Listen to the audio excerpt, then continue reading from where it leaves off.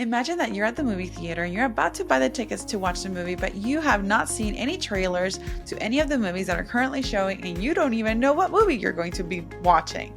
So what do you use as a guide to help you pick a movie that you're going to watch? Chances are you're going to look at the posters, the movie posters, to see what kind of catches your attention.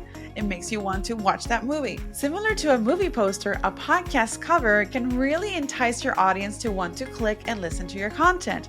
So what does it mean to have a great podcast cover art? To talk about that, I'm going to be bringing an episode in which I was a guest at the podcast space and I talked with Ana Xavier, the host, where we had a really great conversation on what makes a great podcast cover art. So let's dive in.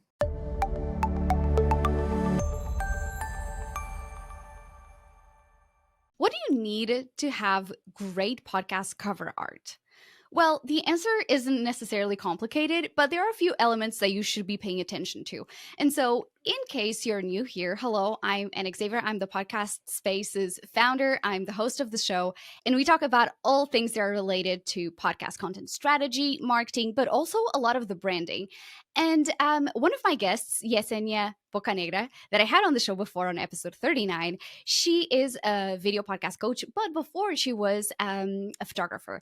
And so I thought, hey, I can have Yesenia back on the show and talk to us about not only like the elements that you need for an amazing cover art that actually catches people's attention, but if you're thinking about incorporating your cover art on your overall branding, which is super important, how to get it done well in a way that enhances your brand recognition and just gets people to click.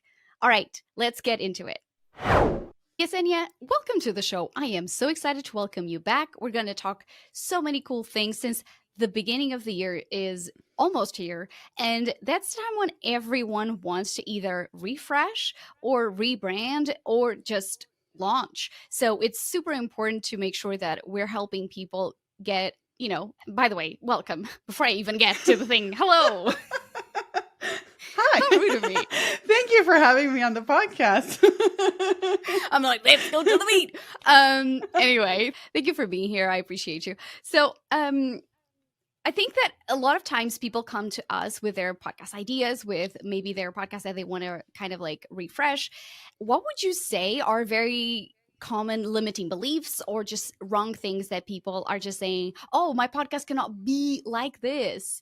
So what would you be like your 3 things you're like, they show up pretty frequently on my calls with clients? So I would say a couple of limiting beliefs would be that your face has to be in the cover. And that's actually not true. You can have a very successful podcast cover graphic without having a face and make it all just either in an illustration or a type of typography or a photo of something else. As long as it represents the message of the podcast, it could be very successful. And I think that another belief is that you have to have all the colors of the rainbow from your brand in that graphic. And that's not true. Pick a color that might stand out, that you might use more often in all of your graphics and design and whatnot. That could be better than having all the different colors. Less is more, I think.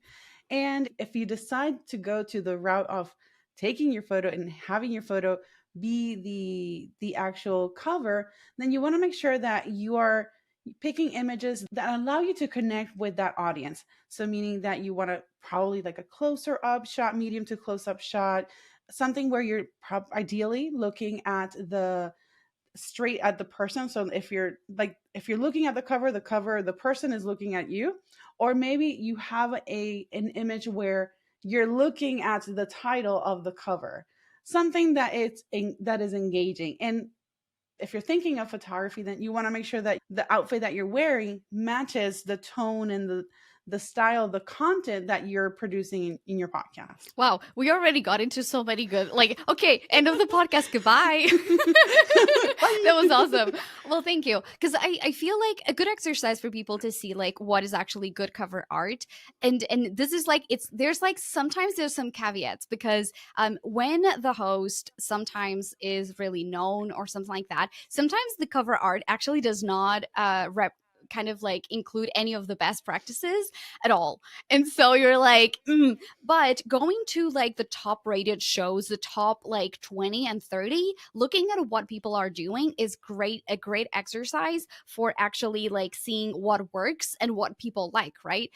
So I would say like that's a really easy one before even getting into anything else that we're covering. But there are some studies. I think there's something along the lines of like people are 7 times more likely to stop on a feed when they see a human face versus Yes. typography versus an illustration, right? And so if you're going for the simple, just put your face, especially if you're a small business owner. But as you said, Actually, can I yeah, point something? I'm glad that you mentioned business owner, because if you are the face of your business, then there is a lot of value in having your image as part of the cover graphic. But if you're building the name of a business or a brand, a podcast that is for a business, a larger purpose, and not just you as the personal brand, then that might be an indicative that maybe you don't need your photo. Maybe you need something different. It could be the logo or the title, something typographic, but that's something also that you might want to consider is like who is this podcast representing? Is it an organization, or is it you as a person, as a personal brand? yes. And one of the most popular podcasts out there is the Happiness Lab, and with Dr. Laurie Santos, I think. And the podcast is just a smiley face, and it says the Happiness Lab, and like the eyes and the mouth are the words.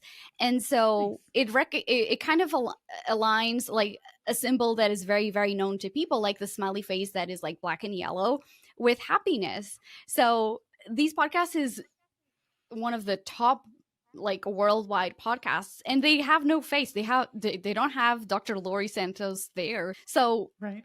there's so many inspiration to go through. And one of the reasons why I wanted to have you here was really to share your experiences as a photographer. What would you say working with a photographer, I guess that would be like the easiest way, or working with someone who could be your photographer wink wink for the day, whether that's like your family member who's really artsy, or your child or your cousin or whatever. So guide us a little bit about like what would we need to think about. Well, the first thing is whether you are hiring a photographer or you're doing it yourself with your phone, or you have your camera and you want to take your own brand photos. Regardless, what is the reason behind those photos? Are you just launching the podcast? Are you refreshing the branding and the look of the podcast? Are you maybe considering and doing individual graphics for each episode, and you want to have a variety of your images for you to rotate throughout the different cover graphics? Knowing having your why clear is going to be very instrumental, because otherwise, well, because that is actually what's going to lead everything else in the planning of your photo shoot. It's not just taking pictures, it's not just like snapping a photo and that's it. You want to really dedicate time to that session, because you want to think of, for example, do you want photos inside a studio or in a place that looks like a studio? Do you want photos on location? If so, what type of location? Is your brand more classy, traditional? Then maybe an urban location is not going to work for you.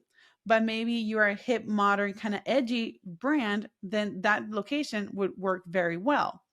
Also, if you're doing anything for the season, like if you're taking photos right now and it looks like it's the fall or almost winter, depending on where you are, and your brand doesn't quite connect with that, then you want to also consider, well, the timing when you're taking the photos, and then what changes you might need to do to make sure that you have photos that, even though they're on location, they still represent your brand wherever that location is. If you're hiring a photographer, one thing that you would ask, or you should ask that photographer, is like, what locations can you recommend in this area that have this XYZ, enter description here, vibe, and then they could tell you what locations would work best for your brand and your needs. Okay, a couple of things from what you said. You cannot go for a photo shoot and not be prepared and expect the photographer to do the work for you because they don't know your brand. And that's the thing that I hear a lot of people say, well, I got photos but I didn't like it. But I was like, were you proactive? Like the photographer cannot read your mind and they don't understand what you want. And so going at it knowing, yeah, like what do you want these photos to be, and you touch on something very important, which is seasonal photos. I mean, again, like you don't want to be just having photos on your portfolio or your, what do you call that, portfolio? Yeah, Sure. portfolio. Yeah, yeah. And I'm like, oh, what are the terms here? That like the whole photo, you have no summer photos. It's just like everything is like winter. Like it's just like you sweaters, and I'm like, these are not very versatile. Just like your content is evergreen, your photos should be like flexible in that sense, right? So would you say it's worthwhile like taking props and Absolutely. okay. So tell us a I little bit about, interrupted you. Go ahead. because actually when I went to my photo shoot I thought about this all ahead because I think about branding. So I was like, okay, Mhm. I'm gonna need them to go on my, the photos to go on my website, to go for, like, at the time I didn't think I was gonna have a podcast, but I just thought like these need to be flexible. So I was like, okay, I need a portrait, I need landscape, there you go. Good lord, what's happening? I needed them to be able to be versatile, and I was like, okay, for social media, for my website, for whatever, like maybe a video thumbnail, maybe if I'm applying to be a speaker, like I need to have variety in all these things. So I thought about that ahead of time, which included me hauling like a microphone, a mic stand, a board That- for audio, a computer, and like the photographer did not bat an eye for my people who are people pleasers and who think they're gonna be like, you tell me if you ever like told a client that, oh my god, how dare you bring your stuff with you? Did you ever say that? Oh my gosh, no. On the contrary, if you're hiring a photographer, I encourage you to bring as many prompts as you can that relate to what you do, even if it's just something simple as a savings piggy. Like I had a client where she talks about finances to Hispanic community in the States, and she brought this really cute little like piggy bank, and she uses it every now and then. And I love the That's piggy awesome. bank, and it worked out really well. But that was part of, the thing that it relates to her Yes. because she talks about finances. So think about, look at your space where you work. What are things that you use on the normal? Like you have your phone. If you're a podcaster, then you have a microphone. If you do video with your podcast, then maybe grab a camera or a tripod, or maybe an agenda or something. Just look around you. What do you normally use? And write it down on a list. Actually, write it down, because if on the day of the photo shoot, you want to make sure that you have everything set and like available for you to use. um yeah, and definitely you want to know why are you using these photos, but then have you want that flexibility and that variety. So one thing that we haven't mentioned yet is like your outfit. Your outfit is super important because it is part of that representation of your brand. If is your brand like business casual, is it very casual, is it more like very pop and colorful? How does your podcast look? Instead of how it sounds, how does your podcast look? And like in my case, my brand is like casual and friendly and earthy. So you'll see a lot of like beiges and browns and like natural colors. And you'll see me wear those same colors throughout my Instagram stories and on my podcast episode. And you'll see it in the background if you're watching this on YouTube. So you want to think about how your images are going to look like and how they're going to be connected visually to the podcast. Yes. Oh my gosh, so much good stuff. I really love that. And again, also, and this is something that sometimes you need to think about, and it goes into that like, well, since I'm doing this, I might as well do something else. Because I had clients who, one, did not have updated photos, and second, they were actually not happy with their branding colors. So actually we talked about like, hey, that now this is an opportunity for you to, even before you get into your photo shoot, you have to decide which branding colors you want to move to, because there's no point you going and not thinking about this and just going to the photo shoot and doing it Yeah. like that. um then just like 3 months down the line, you're like, well, none of this works, so you just wasted all of this money. It absolutely makes no sense. I have to make a side note. So my branding that you see today, the yellow and the green. So when I went for this photo shoot, this is so funny because everybody's like, "Oh my god, I love your branding. Oh, so thoughtful." No, because I went to this photo shoot. I literally had created the company. I filed the company like 2 days before or something. So I had bought the domain, but I hadn't thought about like the branding just yet. And I got to the space and they had these backdrops. There were one was yellow and one was green. And actually, on my with my sister the night before, I was looking at the clothes that I liked, and I just happened to pick green and yellow.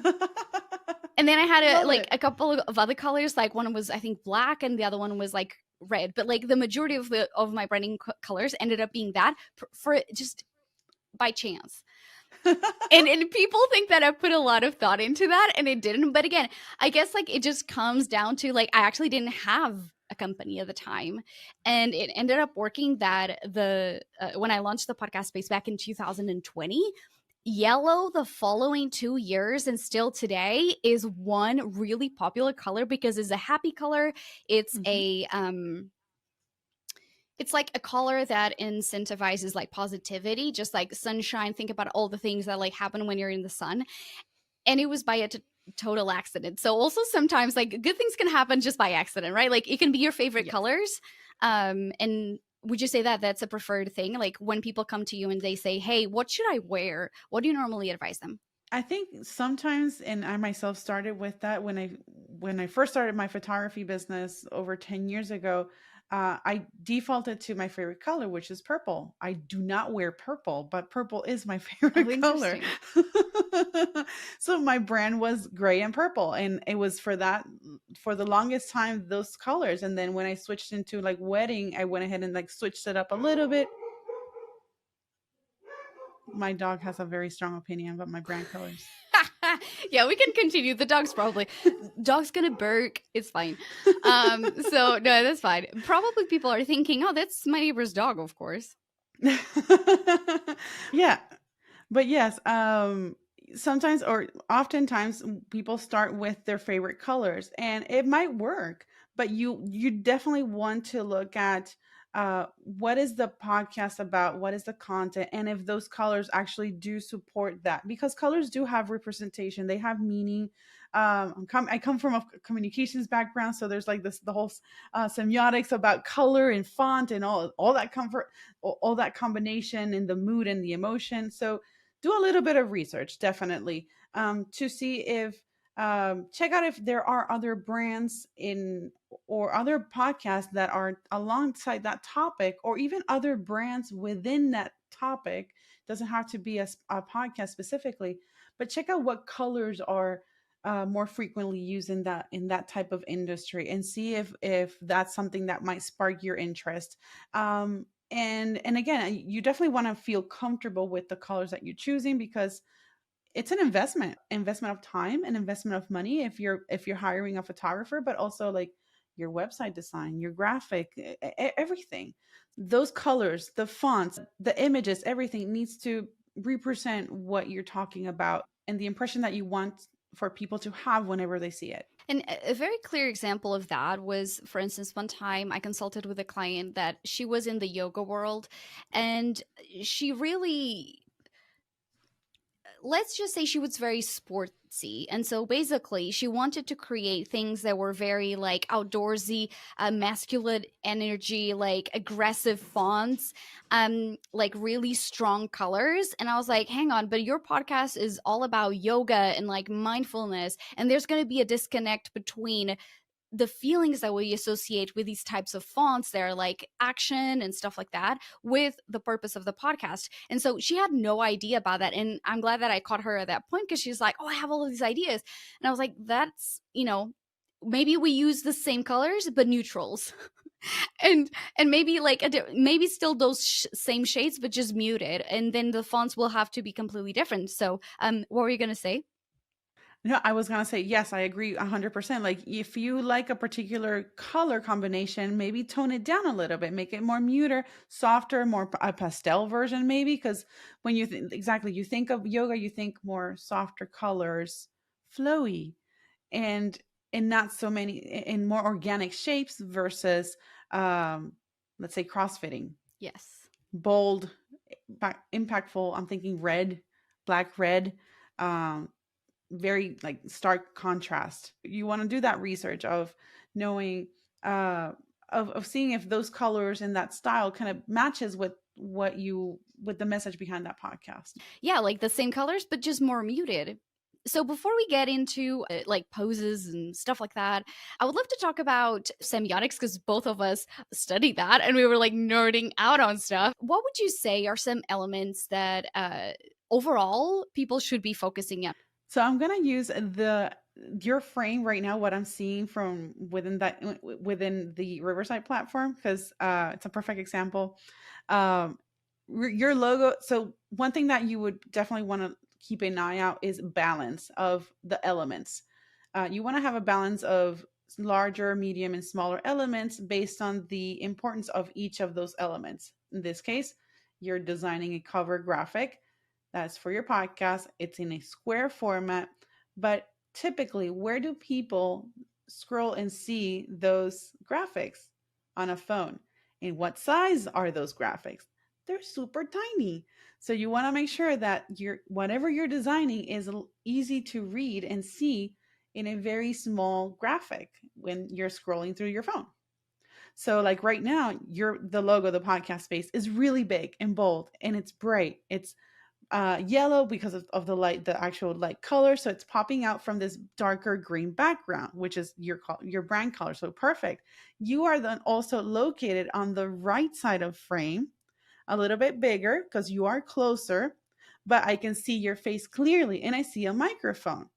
If you're going to use that as a cover graphic, you may or may not have to use that microphone. That's your choice. You do have, I can't, you have something fun in the Oh, background. it's my grandfather's recorder, tape recorder. I love it. I love it, by the way. So there's like the element of like an interesting story there.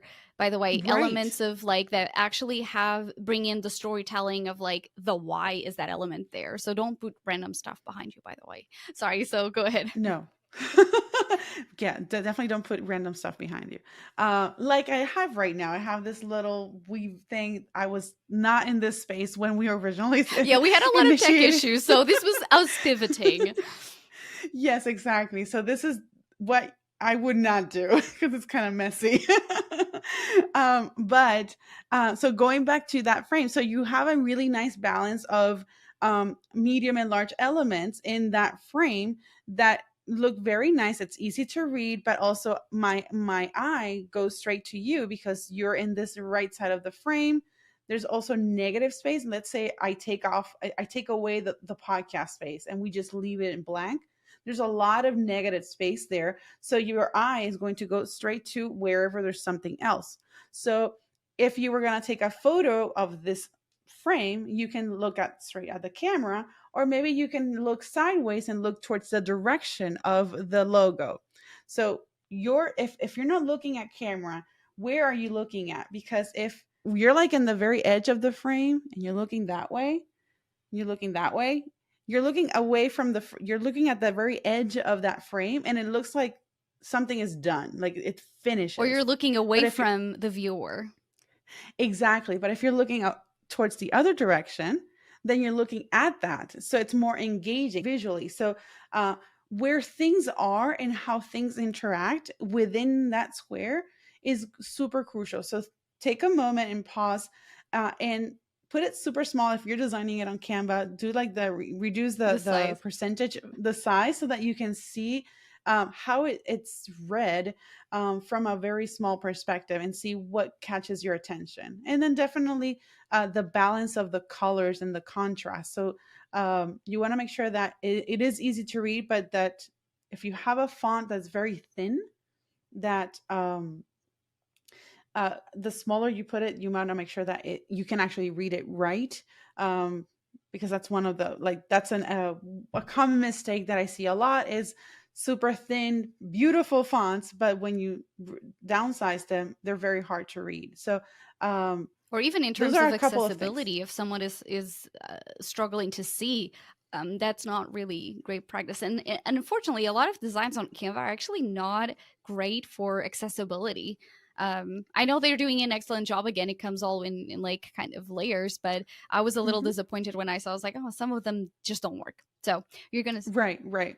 And it's up to you to to use that discretion to see, well, maybe this is a sign I like. It's a template that you can start working from, but then take your time in making it your own so that it works for you, but also it works for the device in which people are going to see that cover graphic. And something else that I just thought of was when you're, and I see this, a lot of people just put like random elements on their cover art. And so let's say if I have no, if I don't have my face on the cover, but if I'm putting like random elements, like for instance a cable instead of a microphone, really really big, why are you accentuating a cable, right? So if you are a yoga teacher, like what elements are you giving priority, right? Because we identify those elements right away. So let's pay attention to what are we actually giving the most prominence to.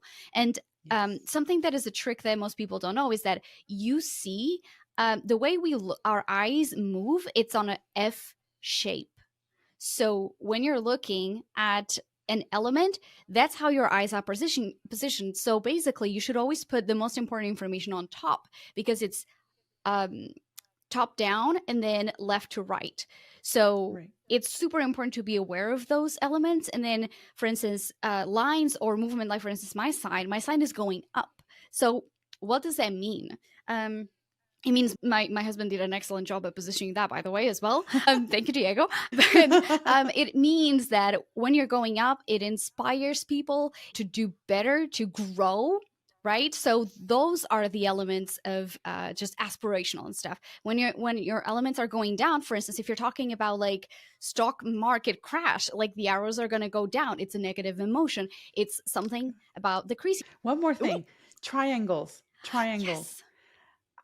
yes, Be very mindful of triangles in anything, whether it's, triangles can be your best friend or your worst enemy when it comes to designing, because things can lead in lines. Like right now, like you mentioned, like the line of the podcast space is that way, but also that side is the side where you are in the frame. The microphone you have is obviously, because you need to, the microphone needs to pick up your voice, right. so the microphone is going to point this way towards your voice, your mouth, but everything is pointing in a direction, right? So want to make sure that keep an eye out for triangles inside the frame, because if there's maybe a contrasting shape or contrasting colors in those triangles, they can be very noticeable. Like there's one right there Right. in the You have back to if you're watch the watching this video. on YouTube. Right, if you're watching the video, there's one behind me that's kind of annoying me right now, but it is what it is. So this is like a perfect example of what you can watch out for and what to watch out to avoid. Well, it's We did this intentionally. uh-huh, wink, wink. Um, Wink, the wink. gods of technology were not with us, but hey, at least like Yes, we're it's not. there's your branding colors, so it's not just like random colors there. So should we move into poses, or was there something that you wanted to touch on before and segue kind of like naturally into? Sure, let's talk about poses. Okay, so what are the? I love your exemplifying. So we should totally go for the poses of the '90s, right? Like your hands under your Absolutely. chin. That's a beautiful pose. Okay, I mean, the 90s are back, I right? know. So right now, so why not? Maybe if your podcast is about the '90s, that is actually like perfect branding. So exception there. Again, it all depends. It really depends. So all right. So what should we do if our podcast is not about the '90s? I think that even if it's for the 90s, definitely if you're using your photo for your podcast cover art, you want to pick a pose that one makes you look and feel confident in front of the lens, but also that connects with that audience. Again, going back to that example of positioning and balance of things, It could be that the photo that you're using is looking straight at the viewer or looking at something inside that frame, but you want it to be engaging. Feel comfortable smiling, even if you don't have to do like the big grin, the big smile. So whatever pose you're using, whether it's looking straight at the camera, looking at somewhere on the side, you want to feel comfortable so that that can then translate into a an image that portrays confidence and that connection with the audience. As far as like the dynamic of when you're taking the photo, do small movements, and if you're hiring a photographer, the photographer will direct you with this and like give you some prompts of like how do you move your body in a certain way where you're representing a movement, maybe like you're taking half a step and going back and forth, and that photo will show something like you're walking fast or something like that, for instance. There are tricks, there are prompts that a photographer can share with you so that they are able to get a natural look. But if you're the one that's doing using the timer and whatnot, just think about small movements. If you want to have a photo where it's a very close up or medium close up shot where you see your hands, you want to avoid having the back of your hand show the camera because it looks like it looks odd. So you want to sort of angle it a little bit, so that it looks softer and then doesn't take away the attention from your face. Because if you're watching this on YouTube right now, I'm showing my hands right now, and my hands are very close to my face, so they're pretty much the same size of my face. But you want to bring the focus to your face, not your hands. So those are little things that you also want to keep an eye on. Pun intended, because it's a photography thing. I mean, it didn't like it's been a while until you made the pun. So hey, props. You held it in. Yeah. So yes, be as normal as you want to pose, whether it's sitting down, walking, or leaning against something, in a way that makes you feel comfortable but also confident. Yes, awesome. I love that. And in terms of like distancing from objects, I see a lot of people leaning directly onto walls. Let's talk about the bokeh effect. Or how are you gonna say? Because we were just like joking before getting on the recording. Because I was like, I can't Well, get this right.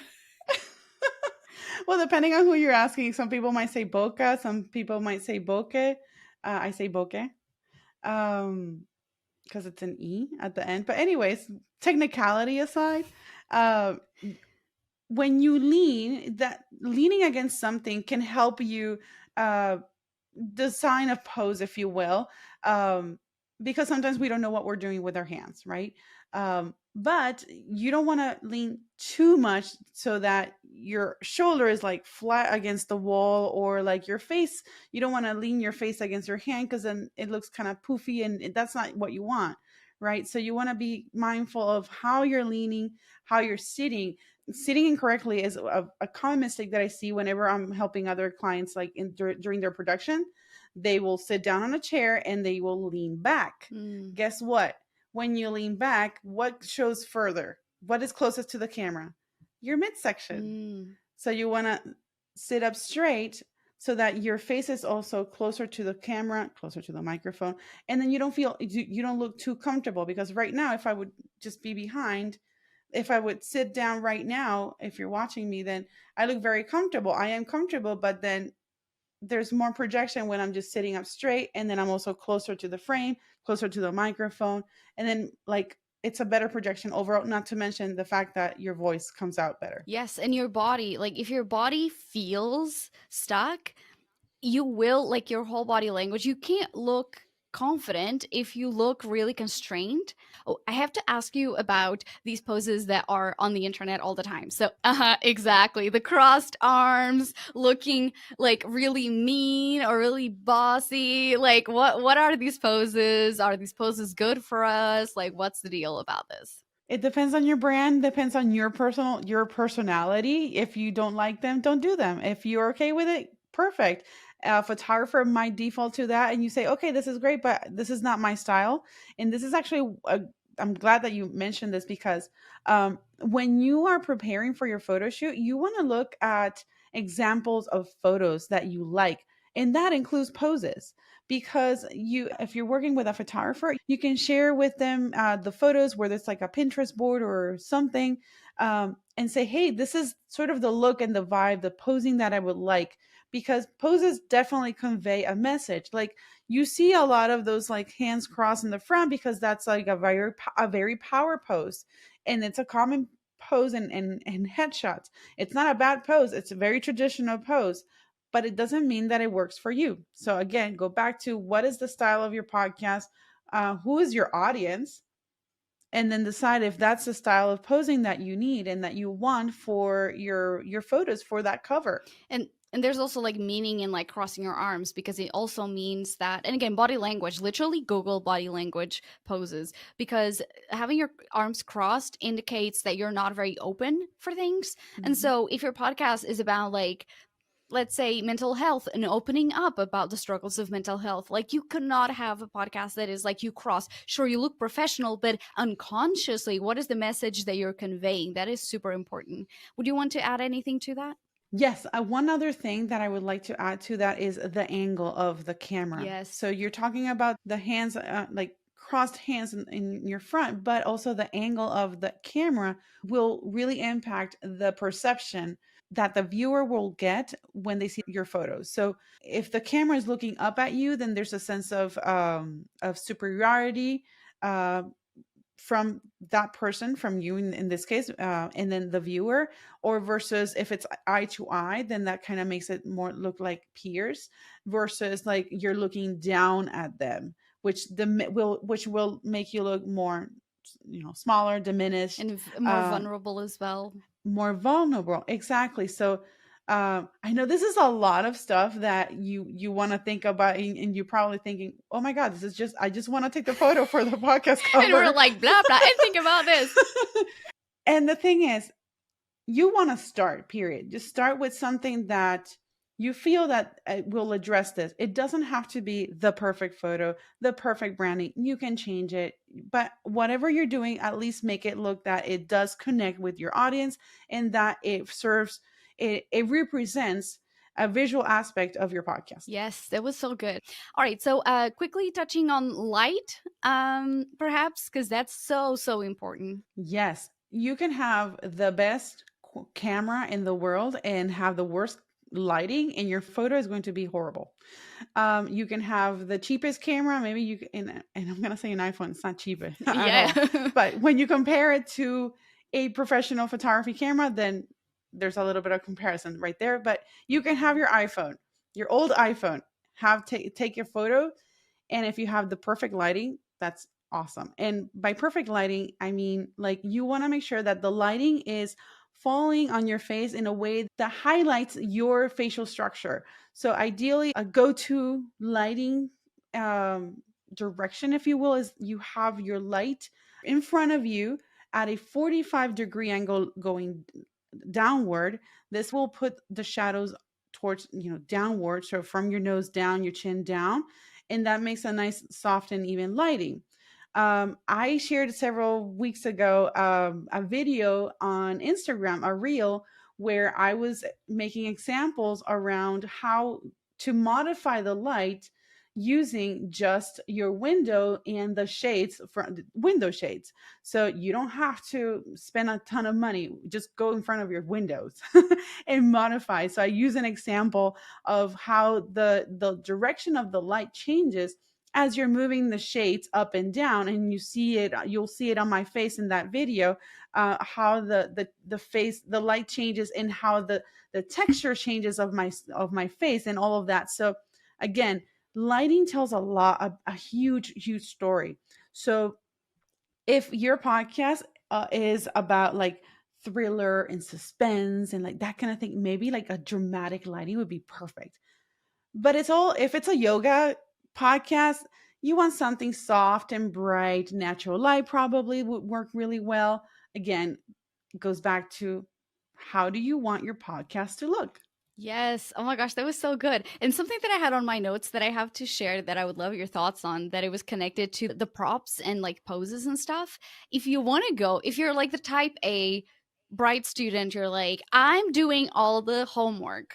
What would you say if I was to suggest that you should kind of connect one object and one post to a content pillar of your podcast? Basically, what content pillars do you have, and try to identify a meaning. So for instance, if, let's say, here at the podcast space, so if I'm talking about content strategy, then I probably need books. And Right. basically, like, if we're thinking about strategy, I need to be focused on something. If it's about, like, for instance, how to grow your podcast through like collaborations and types of collaborations, if it's that's like, you know, how to grow through guesting on other people's podcasts or through speaking or whatever, if that's one of my content pillars, maybe I need other people to be the props, and it needs to be warm, it needs to be. So I came up, I don't know if this works for everybody's podcast, but I was like, oh, it would be interesting to think about if your content pillars align with potentially poses and objects. That's a really great way to put it, actually. I never thought about connecting content pillars to a particular post. Or I would say, well, if I'm working on my website and I'm talking about a group coaching, then I'm thinking, well, I want to have a photo where it's me with somebody else, or maybe me um, pretending talking to the computer, because you might think, well, this is like a Zoom call or something like that. So yeah, that's actually a really great way to connect the two. If you're struggling with ideas of like, well, what type of pose or what type of prop do I need? Well, think about your services. If you offer services, if your business relies on services, obviously, if you have products, then show your Obviously, products. the props. Those are the props. But if your services, then how can you represent that in through your images, and then write them down? Because when you do your photo shoot, you want to have that checklist. Okay, checklist. And a photo shoot could be super, super fun, but there's a lot of things happening and you're changing clothes really quickly. So it's always good to write down the outfit and then the prop. What prop am I going to use with this outfit? And you don't need a huge wardrobe load to plan your photo shoot. Be very strategic. One pair of pants and a couple of shirts, and you can layer on or layer off, like a jacket, a sweater, or a tank top or something, and then work around. Jeans are the most versatile piece of clothing that you can find, in my opinion. I love jeans, and even in the summer, I will wear Yeah, not in the them. Texas heat. Yes, I do. Wow, that I is am love. weird. I am legit. I just love jeans. That is amazing. Yesenia, did we cover everything that we wanted? Because I feel like there's so much. I am loving this episode. I don't know about everybody else, but I'm like, I'm here for it. I We can definitely continue talking because there's a lot more, but definitely always go back to that one reason of why are you doing this? What is your podcast about? Awesome. Well, I think we can close the show and then maybe do another episode about like something else that we're like, this great idea. So Why not? if people want to work with you, either at least like give them your Instagram account. You share so many awesome tips so people can connect with you there.